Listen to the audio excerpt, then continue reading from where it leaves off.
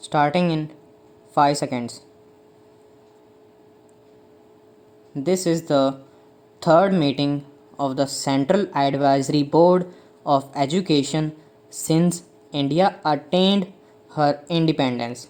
It is now necessary, in the light of experience we have gained in the last 3 years, to consider carefully and dispassionately our hopes and plans for the education of free India in the coming years.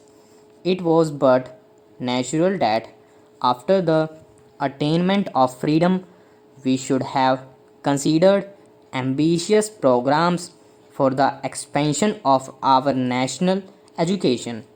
This was necessary as education is one of the most important of our nation building activities.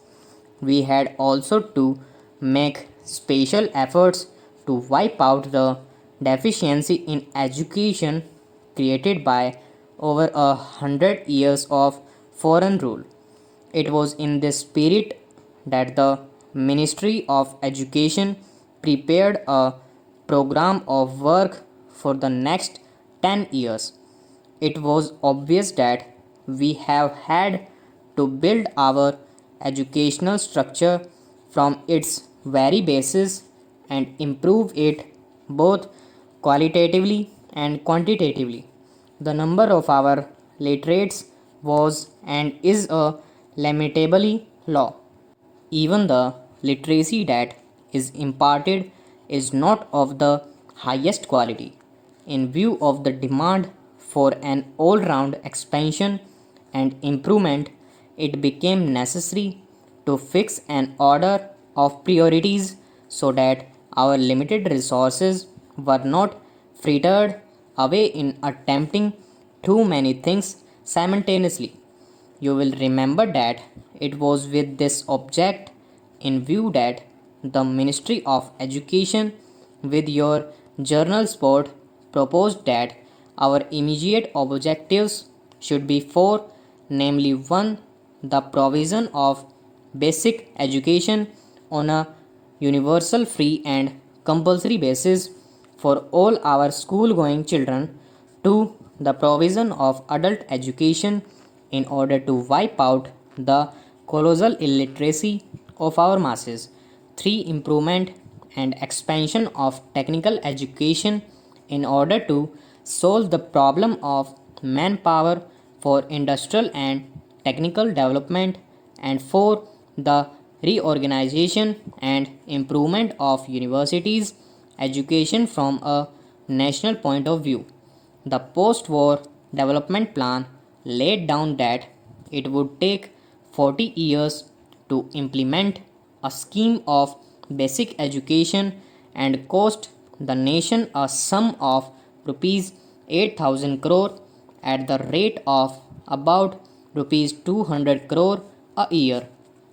You will remember that after the attainment of independence, we all felt that the period was too long and exigencies of our national economy demanded a reduction in the cost. We realized that lack of finance was not the only obstacle in our way. You considered these reports last year and generally approved of the recommendations.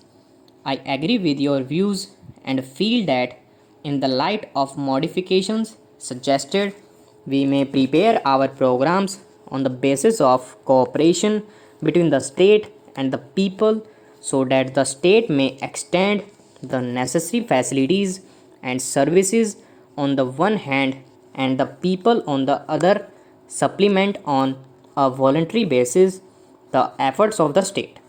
To improve our standards of technical education, the program that we had envisaged was the establishment of four higher technological institutes in addition to the strengthening of existing institutions. Considerations of finance did not permit us to start with all the four, but we thought that at least a beginning should be made. The Eastern Higher Technological Institute near Calcutta was taken in hand, though even waiting for the construction of all the necessary buildings. The scheme is in progress, and I hope that the next academic year will see the first batch of teachers and students working in this institute. Simultaneously, it has been our aim to strengthen the existing institutions by improving their quality and increasing their capacity. In the field of universities education, the Indian University Education Commission, under the chairmanship of Professor Radhakrishnan, was asked to submit its report within 9 months. You will be glad to know that it has already done so.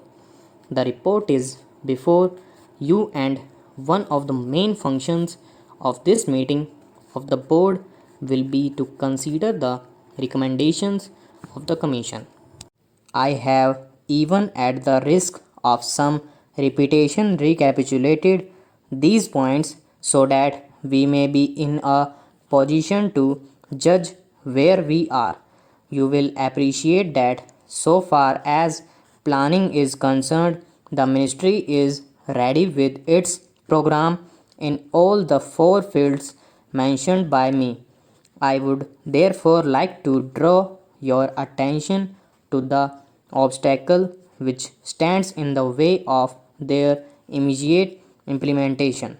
You will remember that in 1947, the problem of refugees from Western Pakistan absorbed almost all the energy and a major portion of the finances of the nation. There was therefore no hope of adequate funds being available for educational expansion in the immediate future, but in spite of these difficulties, the budget for 1998-99 saw an increase in provision for education. During 1998-99, our scheme for educational reconstruction reached a suitable stage for implementation.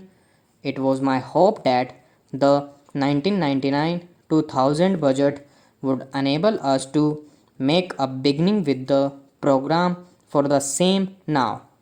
Stop.